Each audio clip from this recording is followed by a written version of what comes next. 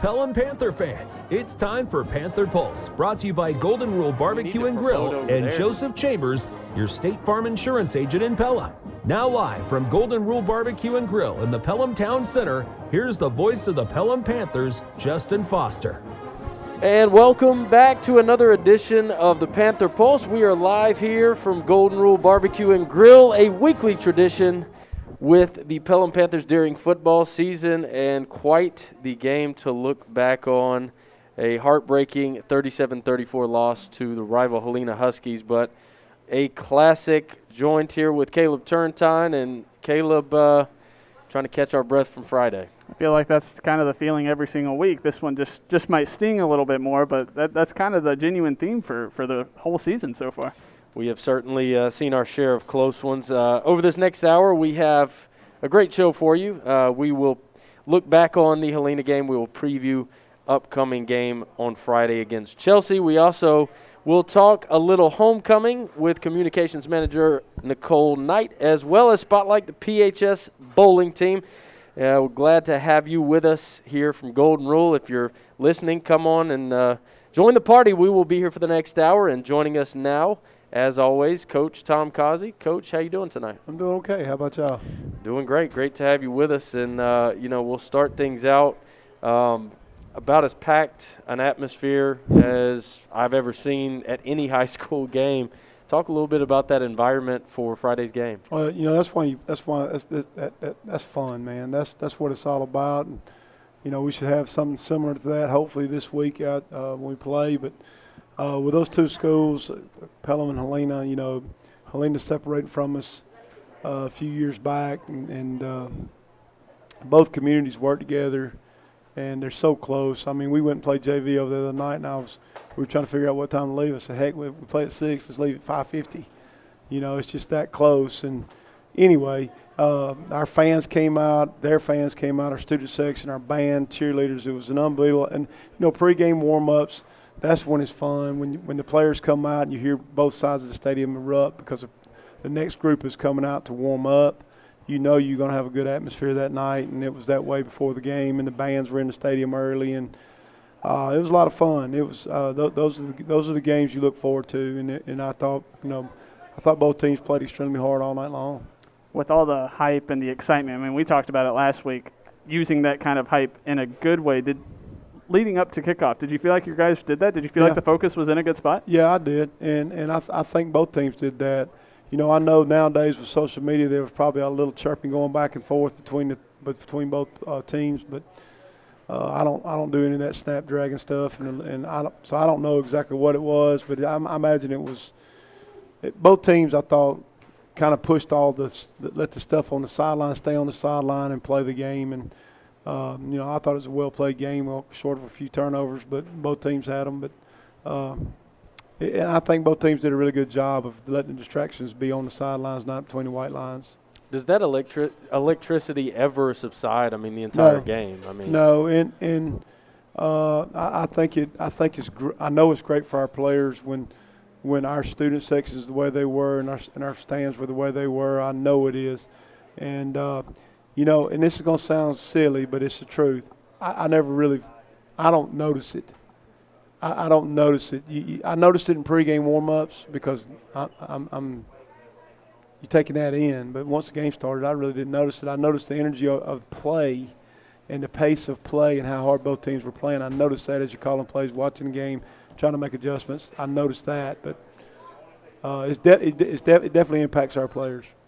So with that energy, starting at the very beginning of the game, I actually said this last week on the pregame TV show, but I said, if y'all could fix your first half offensive stuff, that'd be a good sign. You score on your very first drive. It looks really good. How confident are you feeling after that first drive? Well, I'll be honest with you. We were going to take the ball, and I think we did some things a little different in practice to try to. I talked to you guys about how slow our starts had been, and we did some things different on Tuesday and Wednesday at the beginning of practice to try to get us going a little bit. And I had made up my mind we were going to take the ball no matter what. Well, they deferred, and we were going to take it, so we were going to get it no matter what.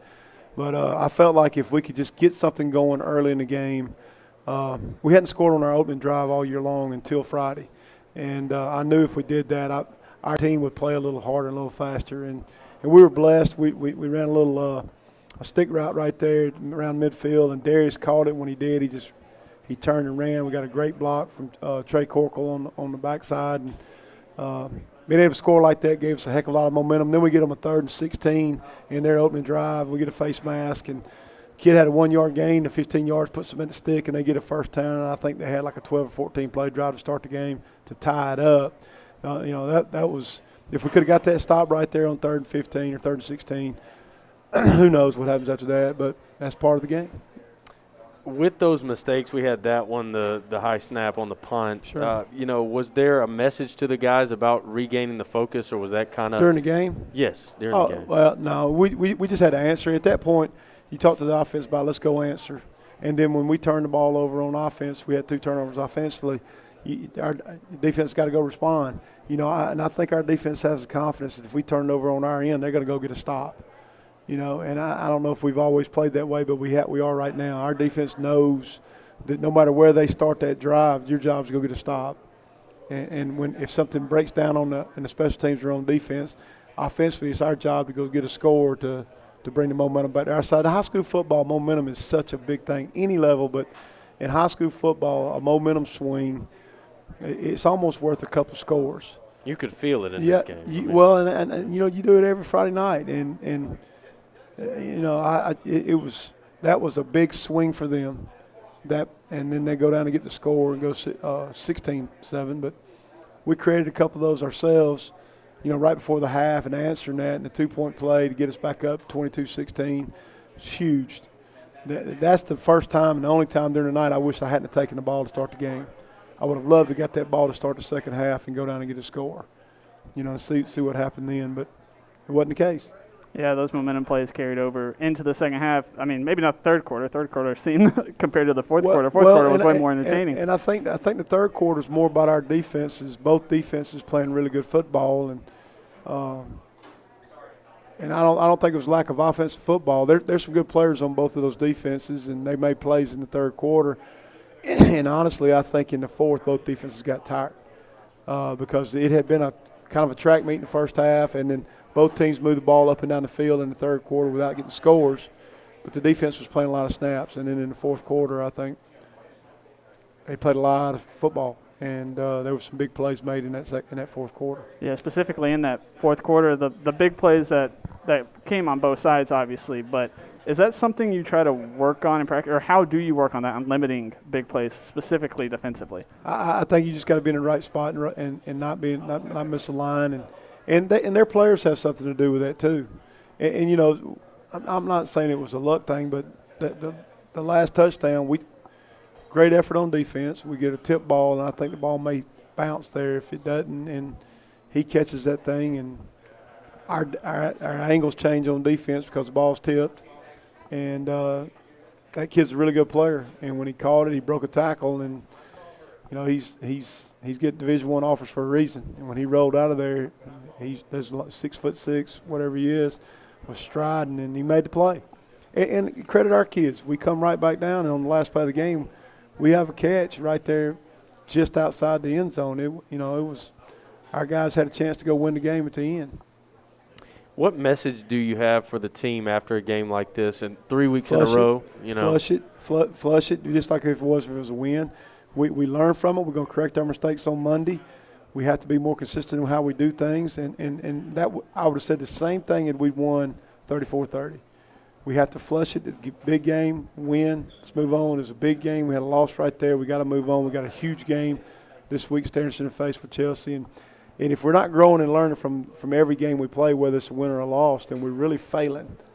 And it's you're going to lose a game. Not very many teams go undefeated.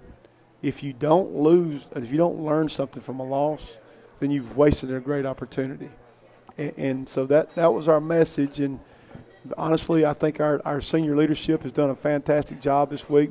We've bounced back. We've had 2 really good practices back-to-back days, and crazy weather. We had pouring down rain, and it stops right when we go out. The good Lord was taking care of us, and we go out, and it got hot and humid. Guys stayed focused. Then at the end of practice, the good Lord took care of us again, brought us cloud cover, and things cooled off and we're going to go play. So our guys have bounced back. They've done what we asked them to do. They didn't come through the door Monday morning pouting. We had a great practice Monday morning, and that's a credit to our senior leadership. You'll talk to a couple of those guys here in a little bit, but that's a credit to our seniors on our team. Specifically back on the game, I know there were several two-point conversion tries in this game, and some games they become big, some games you never have to use one. How do you prepare for two-point conversion plays? Do you have like a specific set of plays you like to run, and we do. How quickly do you run out of them? We do. Well, it's like, okay, so you have a list of two-point plays, right? So we hadn't run a two-point play all year long. Well, we get to play one and play two. Now this week it'll be play three and play four. And it's like a 3-week window, so our next two opponents, they've seen the ones we ran Friday night. They hadn't seen 3 and 4. And then it's like a lazy Susan. You just spin it and it comes back around, and that opponent in 3 weeks has not seen these two. So and typically it has more to do with what they're going to give us in the red zone inside the 5. We know who their personnel are. What is their philosophy? Is it pressure and man-to-man? Is it zone and hope? Is it stay base? What is it? And we knew Helena was going to give us man down there, and we ran a couple of pick plays and got what we wanted. We got what we wanted. It was unfortunate we didn't get the ball in the end zone, and it is what it is. But we had what we wanted, and we had the guys where we needed them to be, and just didn't make the play. And real quick, it happened in the NFL this week. There was a coach who intentionally took a delay of game to get 5 more yards for a two-point conversion. Yeah, sure. Is that something you would ever consider? No, we work everything. We work from the 3-yard line. Every play that we have designed, that we have listed on that 2-point play sheet, is run from the 3-yard line. Now, we went for 2 early in the game because they jumped off sides. They jumped off sides. They gave us a 1.5 yards instead of a 3-yard, and we got in our heavy package, our Wildcat, snapped it to Darius, and he bangs it up in there and gets 2 points. To me, for that 1.5 yards, and I think we can get that anytime. If somebody does that, let's go do it. Let's go for 2. This game was undeniably kind of just an instant classic. I mean, had everything you'd want out of a high school game. The only thing it didn't have was us winning at the end, and it breaks your heart when your kids play that hard, prepare that hard, and you don't. But if we got to practice what we preach, right? We tell them we got to flush it at noon the next day, and we got to be moved on. We have to, and I'm extremely proud of how hard they fought to the end. Are you able to kind of appreciate what it was, even in defeat, that this was just a great high school game? I thought we got better. In 10 years I'll be telling a story about it being a really great game. But during the season I don't really. It's more about did we get better? Were we better at the end of the game than we were a week earlier? And I think the answer to that was yes. We had an injury in the game that really guys had to step up. 2 or 3 different guys had to step up, and they did. And when you see that and they're prepared to go play in the game, your coaches did a good job of getting them ready, and those guys were working while they waited. And so I was really proud of that because I think it was the second quarter, early in the second quarter when we had to make those changes. And it not only affects that offense or that defense, but every special team that those guys are on too. And so I was really proud of that. So we got better, and it was a great game. And I'll be telling stories about that, and people get tired of hearing about it. But right now it's really about did we get better? And I think the answer to that is yes. Well, it was a great one, and we'll catch up with Coach later in the show about Friday's trip to Chelsea. Coming up after the break, we will talk to Nicole Knight about homecoming. That is next week, so we'll get the scoop on all the festivities later. We will chat with several of those seniors on the Panther football team, and we'll talk bowling later on as well. That is all coming up right here on the Panther Pulse on 93.3 The River. State Farm Insurance Agent Joseph Chambers is a proud supporter of Pelham Panther Athletics. Joseph and his staff can take care of your home and auto insurance needs as well as life insurance. State Farm was recently ranked #1 by J.D. Power & Associates for life insurance customer satisfaction. Joseph's office is located in the Canyon Park Office Center. His number, 205-663-3276. Like a good neighbor, State Farm is there. If you call yourself Golden Rule, you've created high expectations for yourself. Each day, the folks at Golden Rule Barbecue and Grill want to make your dining experience one they'd enjoy as well. That means a hello when you walk in the door, service with a smile, and delicious food made to order. Their pit-cooked barbecue is aimed to give you that homemade feeling. Golden Rule Barbecue and Grill, serving up good eats in Alabama since 1891 and ready to serve you in the Pelham Town Center, just a few doors down from Publix. The skills you can develop as a soldier in the Army National Guard can give you an edge in the high-tech job market of tomorrow. The Guard offers career training to take advantage of your skills in science, technology, engineering, and math that can help give you a leg up to a high-paying and rewarding STEM profession. Get a head start on your career while earning money to pay for college. Log on to NationalGuard.com to learn about all of the STEM career opportunities in the Army National Guard. Sponsored by the Alabama Army National Guard. Aired by the Alabama Broadcasters Association and this station. Here from Golden Rule Barbecue and Grill, it is the Panther Pulse as we continue along here on this Tuesday night. Do want to take a moment to let you guys know, all of our students at Pelham High School, a new thing we're doing here at the Panther Pulse. The first 20 students through the door will be entered into a drawing for a free meal here at Golden Rule. So, come on out. We'll be doing this in the future. Come on out. First 20 students are entered into a lottery for, we're going to draw 5 names, and those 5 students will get a free meal here at Golden Rule. So hope to see you guys next week, and next week is homecoming. So joining us now, Nicole Knight, Communications Manager for Pelham City. Nicole, how are you doing tonight? I am well. I'm excited to be here. Thanks for having me. Great to have you. And, I know it's been a stressful couple of years, to say the least. How much of a morale booster is it just to have some of these normal events for homecoming?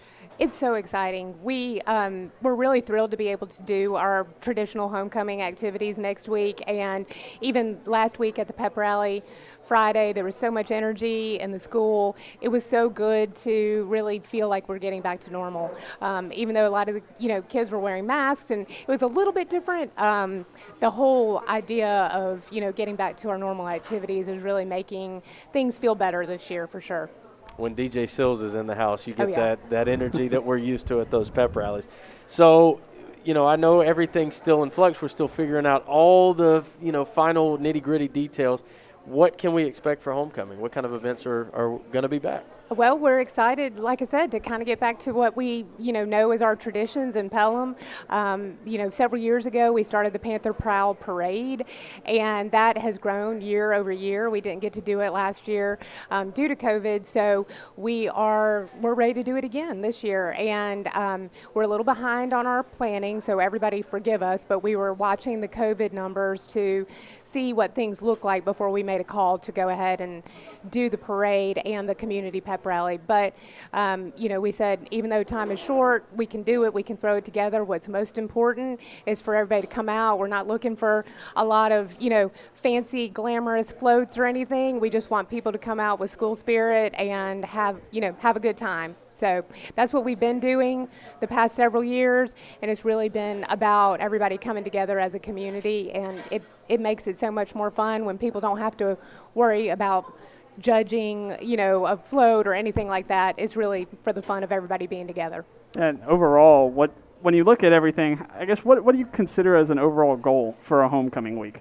It's really about bringing our community together and sharing the spirit of Pelham. I really feel like we're trying to get to a point where we're able to really do more alumni type activities, but we're not there yet. Of course, alumni are always welcome, and we'd love to have anybody back, but we don't have any formal activities planned for this year. One of our goals down the road is to really have more alumni involvement. The Pelham City Schools Foundation is helping us by sponsoring the community pep rally, and they're also sponsoring some initiatives that are related to Pelham alumni as well. So we're definitely going to get there when it comes to that. But, short term, we want everybody to come out and just, enjoy being part of Pelham and share that school spirit. And being in a small school system, it's really great because we really do see the connectivity of the elementary schools with the middle school and the high school, and everybody really does come together as a family. And kind of just talk about, for those that haven't been to that parade and pep rally and stuff, what all goes on there and what can they expect? All right. Well, we will roll out from Pelham High School at 5:30 on Thursday, September 30th, and we'll have all the floats lined up, and they will parade down Bearden Road to the back entrance of the city park, and that when they end at the city park, they will get off with the floats, and then we'll have our community pep rally, which is sponsored by the Pelham City Schools Foundation, at 6:30. So if you want to be a part of the parade and be on the parade route and see the floats come by, you can do that, and then just easily walk down those sidewalks and just get right there to the community pep rally, which is at the youth football field. And when you get to the community pep rally, we're just going to have, like we've traditionally had, some staff and faculty dance-off type of competitions. This year, with our time being a little bit shorter for preparation, we are planning some other activities, which I don't want to disclose yet because we are still working through all those details. But it'll be fun for everybody. We're going to have student involvement, faculty and staff involvement, and have an opportunity for everybody to get involved. But those details are still just a little to be determined. I just figured you didn't want the high school dominating all the dance-offs and right. stuff. Y'all have been impressive. You know, there have definitely been some very high competition when it comes to the dance-offs. So it's been fun. Shout out to Coach T for that. She always made sure we were ready to go. Also, I know, and your son Josh Knight is a big fan of this, the karaoke is making its return. So tell us a little bit about the karaoke and what we can expect with that. Right. I actually don't know a whole lot about what to expect. All I know is it is going to be taking place. Right. It's one of those like students only kind of thing. So there's definitely chaperones, but I'm not one of those. But I just see the videos after the fact. But yeah, I imagine there will be some special request songs that the senior class will put together. They have a few that they really love, but yeah, it's going to be on Tuesday. So it'll be at Venue 31 on Tuesday from 5 to 8 p.m. Yes, I remember karaoke night well. What was your go-to, Caleb? Ooh, let's not. I didn't do karaoke actually on the night of, so okay. My go-to didn't happen. I was out there being in charge. I was being the hype man for everyone else, telling them, yeah, you do this song. I would never do it, but sure, you got it. I'm gonna video you and hold it against you. So you were the critic of behind the scenes. I am in the media. Let me tell y'all, I'm wrong. It's 6 to 8 on Tuesday. It's karaoke at Venue 31. Yeah. All right, and I know we have the T-shirt that we're going to have for homecoming. Yes. Tell us a little bit about the T-shirt. We are going to do a whiteout. The students wanted to do a whiteout on Friday night at the football game. So we want everybody to come out wearing white, and there is a T-shirt that's going to be sold next week at the high school and at the community pep rally. And it was designed by some of the students, but it's your basic, Pelham Spirit shirt that everybody can wear for that night, but then be able to wear at other whiteout events that we have for other sporting events throughout the school year, and just show off your community pride with that. So that's going to be available to community and students. So anybody who wants one can purchase one. And where can they get that shirt? The shirt will be at the high school next week, and then at the community pep rally, the Pelham City Schools Foundation will help selling those, and any proceeds will benefit the Pelham City Schools Foundation. And I got to just ask, as the mother of a senior, how much does this mean to have this his senior year, to have these normal conditions and traditions continue? Wow, it's really important to them, to the kids. I remember at the end of last year, Josh saying, "Mom, do you think things are going to be normal for my senior year?" And it kind of makes me, break up a little bit just thinking about it, because I think about the kids from 2020, and from that weren't able to have that, and even the class of 21, had their year was affected as well. So I feel for them, and I am so thankful that we are kind of in a place now where we can get back to experiencing things that are normal and traditional for our kids. And I can vouch and say the energy with this senior class and all the kids to just be able to do this stuff is palpable. It's noticeable.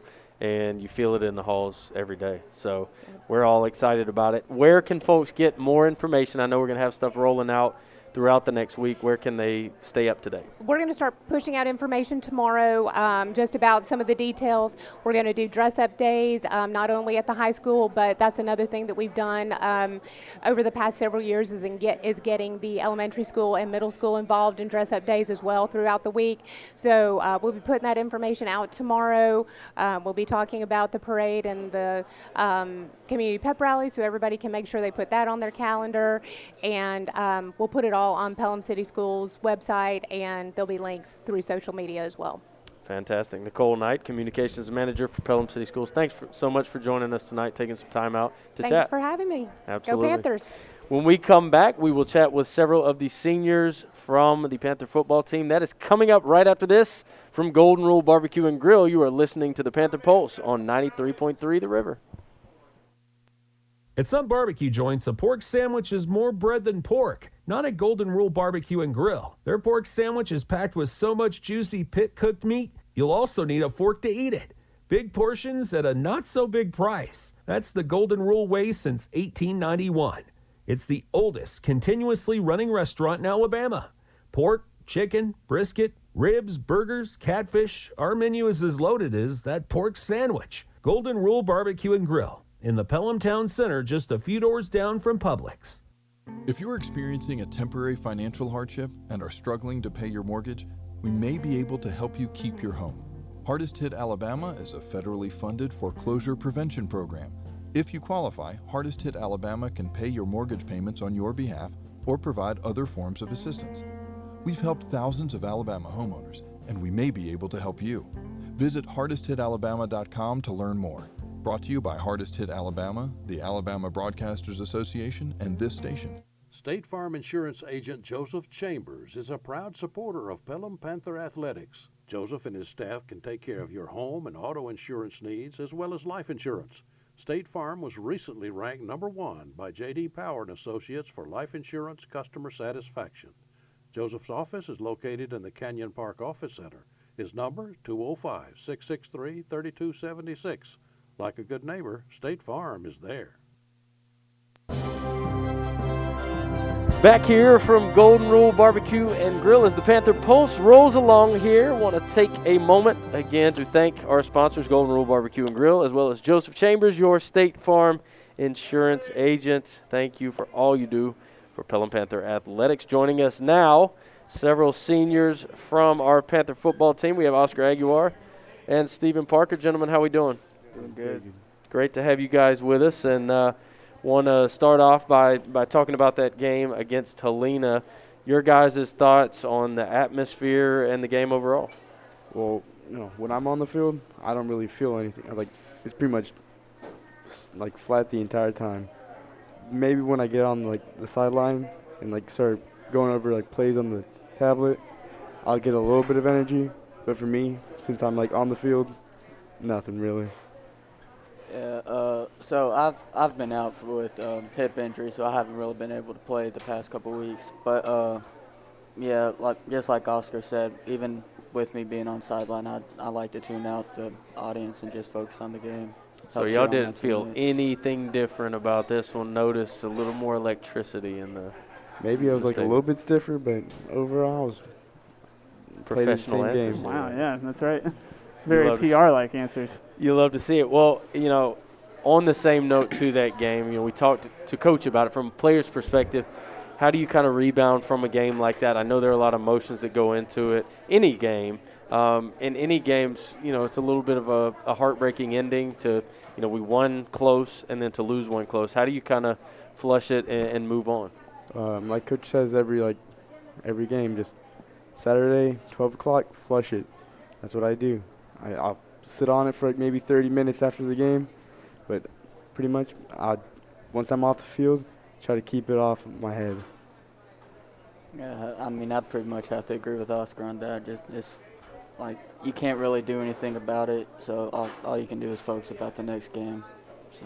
And I can vouch for Oscar. He was one after the game, passed me, in the parking lot. Have a good weekend, Mr. Foster. I mean, a lot of, it's disappointing, but but to be able to at least move past and know life goes on. We got another game next Friday.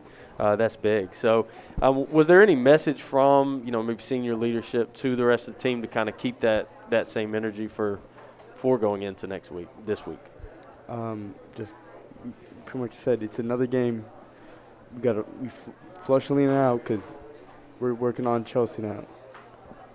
Yeah, I mean,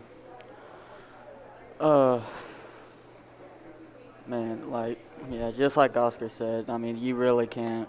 You just have to focus on the next game ahead. I mean. So what have you seen as the response from the team so far in film sessions and practice this week? What's it been like? Maybe a little bit, like, focus in a little bit more. Because everyone hates losing. If you don't, something's wrong with you. So yesterday we pretty much watched every game for Chelsea going from, who would they play first? I don't know. I think it was like Briarwood. It was from like the first game to the most recent game. We just went over like pretty much almost every single play, trying to see exactly what they do. Yeah. So, we were sitting in the on the receiver side, and we were watching their game film, and I mean they look pretty solid, but I mean I'm very confident in our defense in order to hold them and our offensive schemes and all of our plays. So you talked about film a lot, but y'all played two of the same teams now, just 5 games into the season. Do you pull anything when you see guys that you've seen in person and see the team that you're about to play already have played them? Just like try to remember their tendencies, really. See what, because some people change from game to game. So maybe one game they'll not put their hand down or something, and like they'll just stay in a two-point stance the entire time. Other games they might go back down. Some games they might play harder, some games they might not.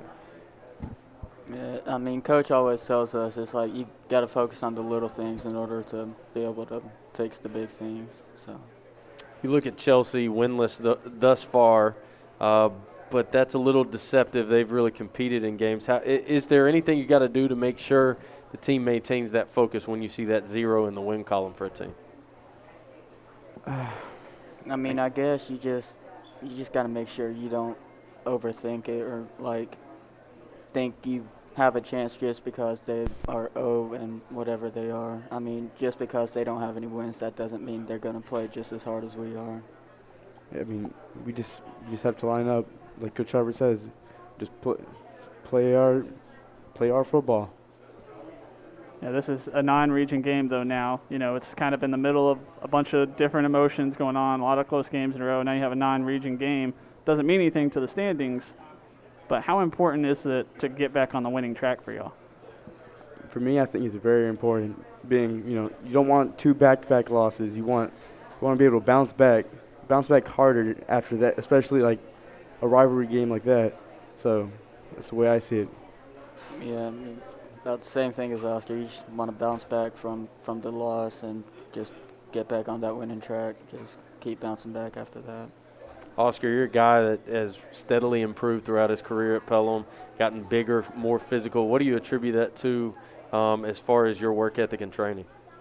Well, my work ethic is pretty much just stay level and keep on going. Doesn't like if I get hurt, I'll go to bed or something, get myself right, get myself like healthy again. But I just always been, I gotta get better every day, pretty much. Yeah, I mean, when I first started playing, I mean, I didn't really take it as serious as I do now. I was always real lazy with my work ethic and didn't really care that much. But now that I've been with this group of guys for the past 4 years, I've seen how they've like changed me and have made me a better person and a better player overall. So. Halfway to the finish line of the regular season, what do you want to be your mark as seniors on this program? I think, well, one, take us all the way to state.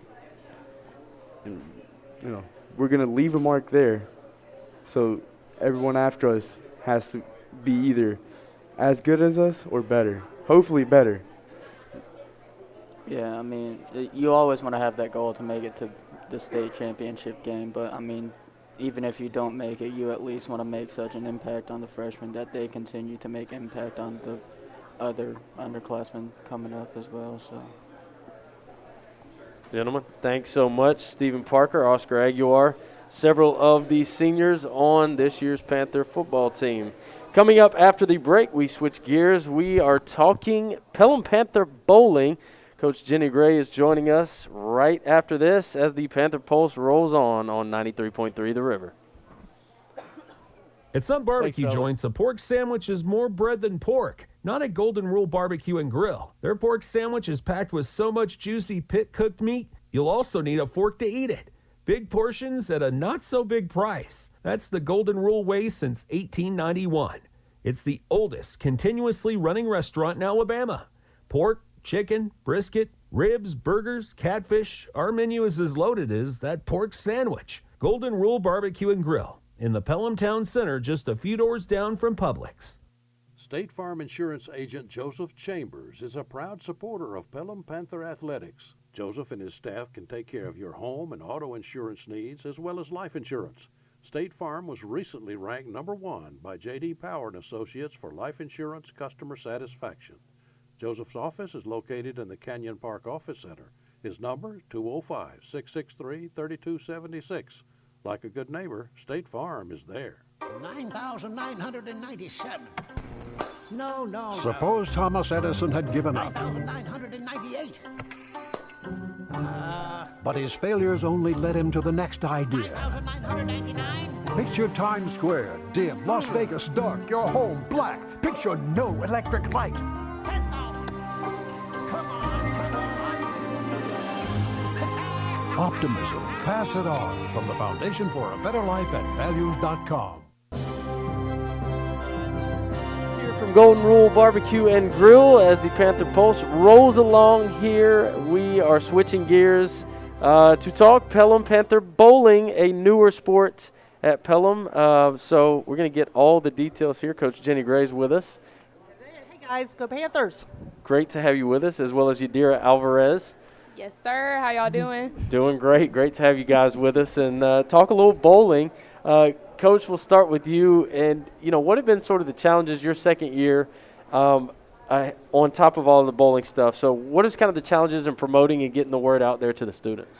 I think just we've all been kind of battling. When I heard you talk about homecoming, trying to get back to normal and the communication and getting the kids back and letting them know that we're around. Let them know. So I've kind of been excited to have the kids back in the hall. I've got some posters up and trying to talk it up. But I've got some great ambassadors like Yadira that's out there that has a blast on the team. And we're just trying to get that word out and continue to grow our program. We're really excited. We've got the guys varsity and we've got the girls varsity, and really proud of what we've done. I mean, last year the girls varsity went to regionals, and we're looking forward to going to regionals and maybe making it to state this year. How much does it help when you have almost like a home bowling alley? It's right there in your backyard. Everyone comes to Oak Mountain, Pelham, to bowl. And how much does it help to gain that interest when you're looking to promote the team? I think it is a big draw, and it does help a lot. And it also just helps, quite frankly, with the families. I mean, we don't have to travel far. Some other schools have got to go a whole lot further to their lanes, their home court, if you want to, so to speak. And for us, it's right in our backyard, and so it helps. They're excited. I got some of my boys. I mean, they've been playing in the leagues there, and so that's what's great. Is this kind of sparks where you have the off season, and so that's what's neat. Is I've got some of my bowlers out there. They're doing off season and getting ready for the high school season coming up. Is there such a thing as a home court advantage? Do you feel like you bowl better at Oak Mountain Lanes? Definitely, because most of our matches are over there, so we definitely have an advantage because we know our lanes and we know our balls, so it's just a lot easier. So why bowling? I mean, this is not, most people around here, it's going to be, football, volleyball, basketball, baseball, softball. Why bowling? I actually got into bowling over in Vestavia because my English teacher was the coach, and he was like, I need people. And I was like, okay. So I started getting into it. It was more as honestly, it was a joke. But once I got into it, I really enjoyed it, and it was a lot of fun. And once I went to high school, it was just something that I really wanted to do and I really wanted to be a part of because, besides theater, that was one of the main things that I really enjoyed doing. And what about the game do you enjoy so much and just the probably details of it? Probably seeing all the pins go down and just walking back to my teammates and being like, yeah. How much did you bowl, just for fun before you started bowling for your school teams? I actually bowl terribly. I would only go with family besides that. But involving school, I've been in bowling for about 5 years. So walk us through that environment. I mean, how is it different from what we may see at, Friday Night Lights for football? I mean, sadly, they don't really consider bowling a sport. So sometimes we don't have, a lot of support. But it kind of makes it also different because it makes our team a lot closer just because we have more communication. We don't have to worry about outside us on us. But it would be a lot of fun to definitely have an audience over there, like at regionals and at state.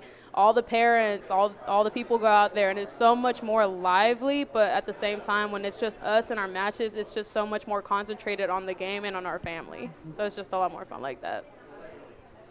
Yeah, and it's a totally different. I've learned a lot. I've learned what's a baker's round. Do you know what a baker round is? I do not. How about it? It is where you take your top 5 bowlers and they rotate. They only bowl twice. But, they bowl the first 5 and then they bowl the last 5 frames. And so it's kind of interesting to see. It's not just regular, just go out and play a game like you're so used to. You also have the baker rounds. And I'm kind of excited because that evens the playing field.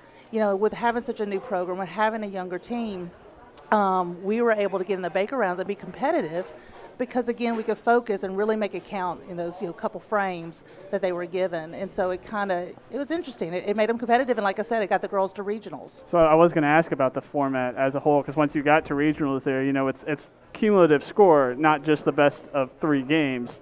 And if it was the best of 3 games, y'all won 2 of the 3 games, but lost that first one by too big of a margin, right? So would you want to change in format after seeing how it ended last season? Well, yeah, they're talking about it, and that's what's interesting. And I think it's going to really give us a great chance to be successful in the season because they're actually talking of being just total baker rounds. There won't be a full just play your regular game because that's where sometimes some of the more established programs would run ahead in the scores with us.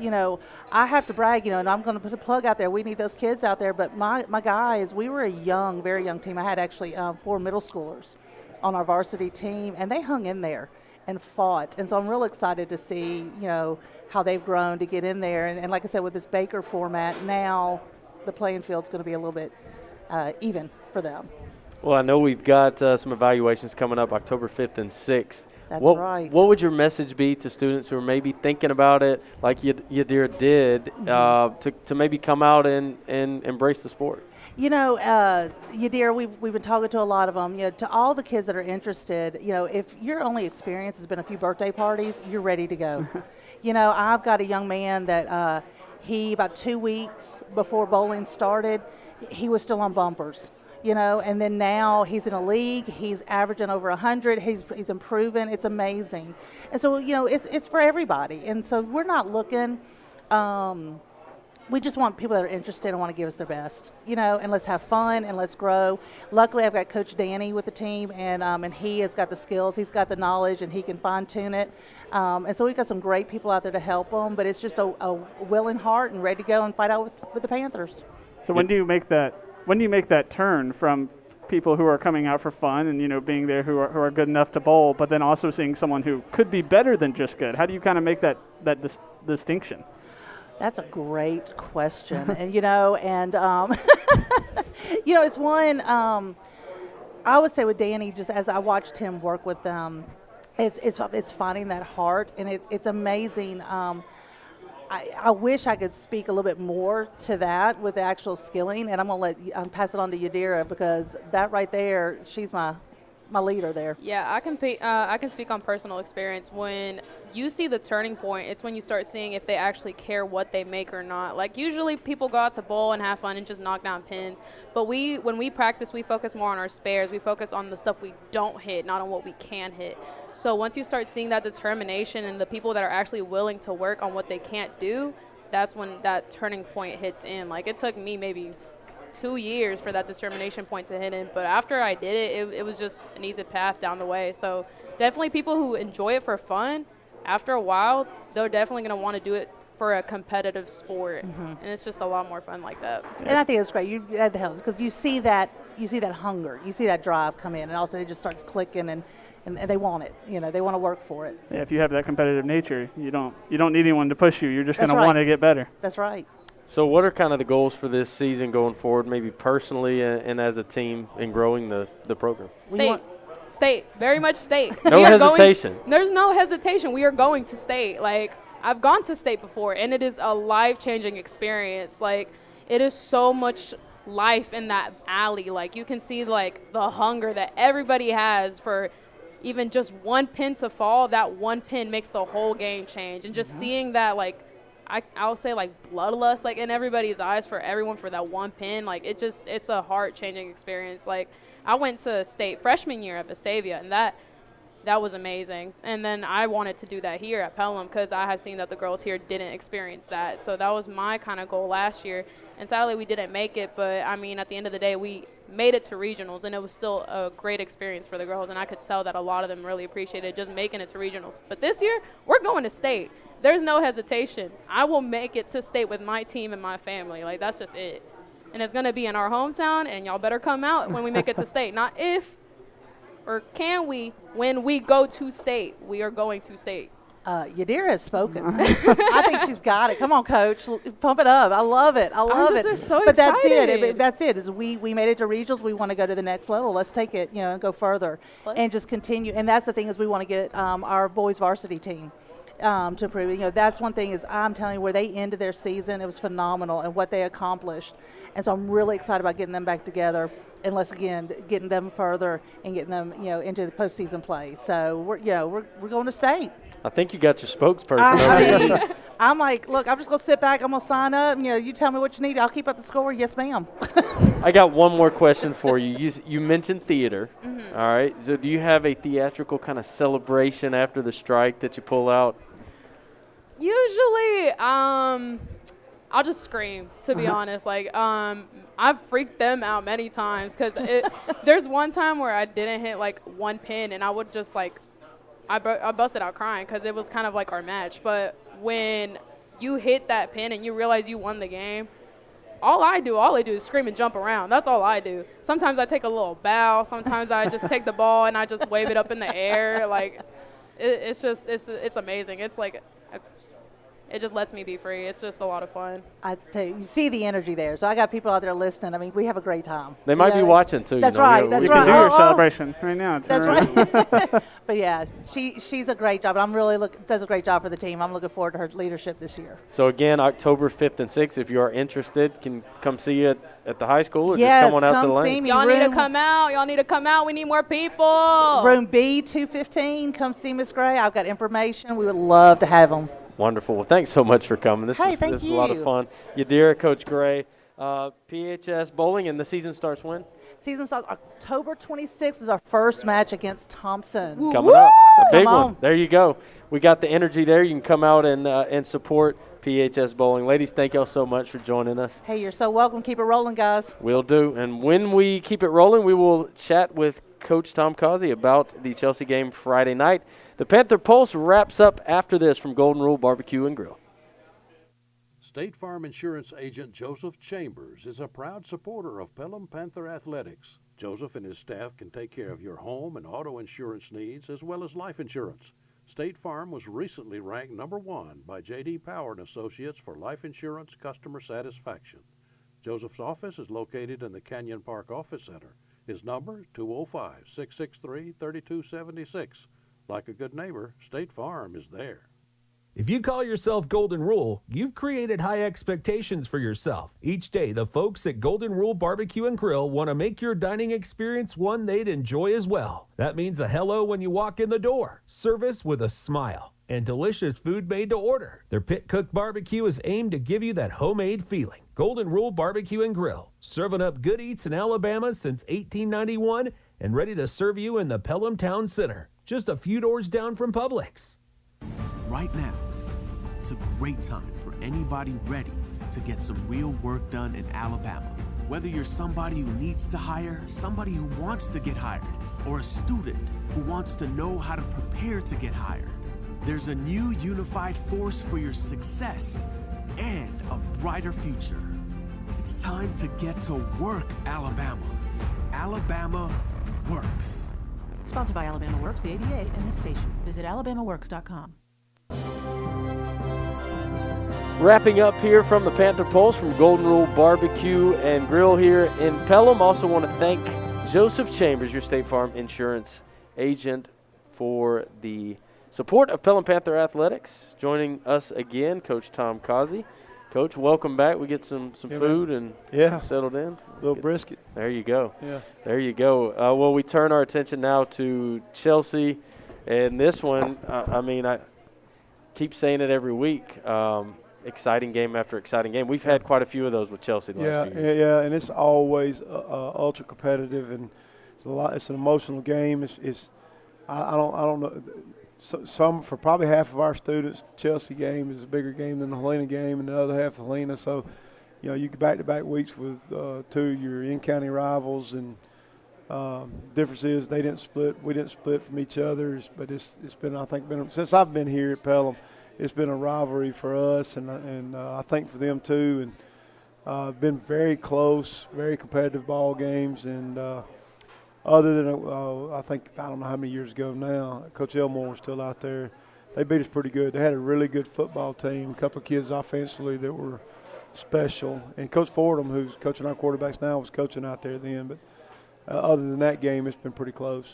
So you're coming off a rivalry game. You're going into a rivalry game, but this isn't region play. You got a homecoming game next week. Yep. The team you're playing this week is currently winless. Yep. This is a classic trap game on paper. Is that something you worry about as a coach? Yeah, absolutely. And I think our kids are mature enough and smart enough that when we sit down and meet with them and watch film on them and talk to them about those games that Chelsea's lost, they've lost those games.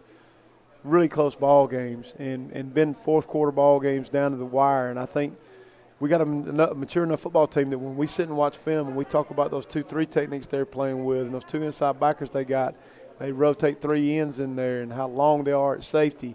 And in offensively, their quarterback who started against us last year, who lit us up, who had a heck of a football game last year. I think it was his first start last year against us. And they throw the ball all the field. Big receiver that can go get balls. He makes unbelievable catches. Very similar to the kid we just played against last week. And they got a kick returner that I know he's returned one punt for a score because I've seen it on film, and then been real close on some kicks.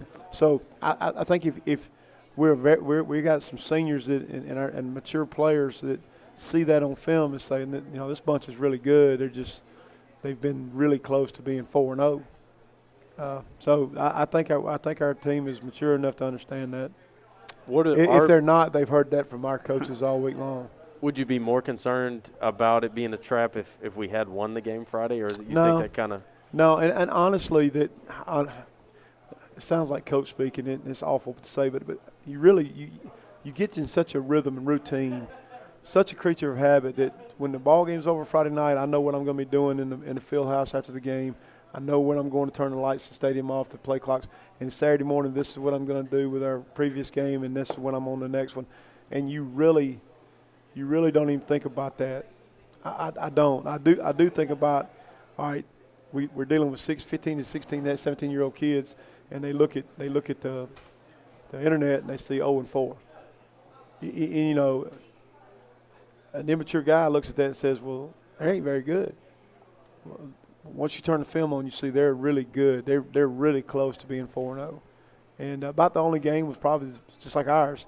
Only game they really weren't in was the Oak Mountain game, and it was close at halftime. I think 10-10 was the score maybe at halftime, or I don't remember. But we had film when we played Oak Mountain. Evan Smith takes over in the third quarter. They run 8 plays, score 5 touchdowns. It's crazy. But they've been in every game with that, and they can say the same thing about us.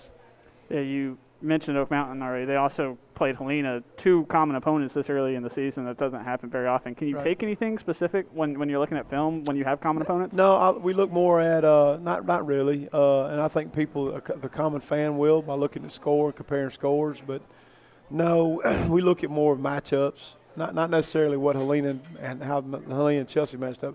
We're looking at Chelsea's players, what their coaches thinking on third and long. Are they a blitz team? Are they gonna pressure? If you get 2 or 3 really good plays in a row, now you're getting pressure. Who are they? They've had some changes on the defensive staff. Zeb Ellison was out there for a long time, and Zeb was their defensive coordinator, took the head job at Shelby County, and they got a new defensive coordinator, and they've added Coach Goodwin's dad, who I was a really good friend of mine, Doug Goodwin, who's a dang good football coach, took 3 different schools to state championships. known Doug all my life, or all my coaching life, and he's out there helping them offensively. So they got some different input coming from their staff, and they're going to be a little bit different than they were last year because of that. So we really want to find out who they are. Who are they on 3rd and long, 1st and 10, red zone, when they've had some negative plays against them, what is their reaction? So don't really look at the scores of who they played and who we've played. Not a whole lot, because with COVID and injuries and high school football and depth and lack of depth, and that really doesn't matter. Yeah, and kind of just to follow up on that, because just when it comes to looking at film, this could be a different team than what you see on film. They're coming off of a bye week. Is there anything you can do to offset the advantages they get from that? No, I hate that. Last year we didn't have a bye, but we had a forfeit from Helena, so we were in the same boat, played played on the field the same amount of games, and they're at our place on Friday night. They're there watching the game live, and so I don't like that at all. They could have had an injury or two during the week, and we not know about it. Typically, you know that when you see it on film, and I think that's definitely an advantage for them. We have a couple of opponents that do that this year that have open dates before they play us, but ours is the week after Ben Russell, so we've still got a couple more weeks. What are our biggest areas of focus coming into this game? Take care of the football. We got to win a turnover battle. We were really blessed the week before against Stanhope to have a minus takeaway giveaway and win, and we were -1 Friday night. We have got to create turnovers. We've got to set up a score or score a non-offensive touchdown either through the kicking game or through defensively with a turnover. We have to create turnovers. We cannot turn the football over. We can't do that. If we can do those things, we'll have a chance to win the ball game. Anybody we play in the 4th quarter will have a chance. We just can't do that. We can't go minus turnover, take away giveaway. We have to set up a score, get a non-offensive touchdown in order for us to win ball games. Yeah, and you're going to look at 0-4 teams. You're probably going to see a lot of teams that will turn the ball over a lot. But their offense is really good. It's very good. They put up – so Briarwood's first-team defense has given up 8 touchdowns all year. 5 of them were to Chelsea. Yeah. So that's a pretty good offense. What do you see that allows them to have so much success? And 4 of them win in the quarter. Yeah. I'm sorry, ask the question again. Just what do you see that allows them to have so much success? I know you talked a little bit about their talent, but what do they scheme well? Well, I think they do a really good job of taking what you're giving them and being patient. They don't get impatient. They keep picking and poking until they find where you're at, where your weaknesses are, and then they go with it, man. And they do a really good job of being patient in their play calling. They're going to give you a lot of formations early to see how you're going to line up stuff. And they're going to pick and poke until they find what they like, and then they're going to try to go attack it. And I think that has a lot to do with the head coach. He's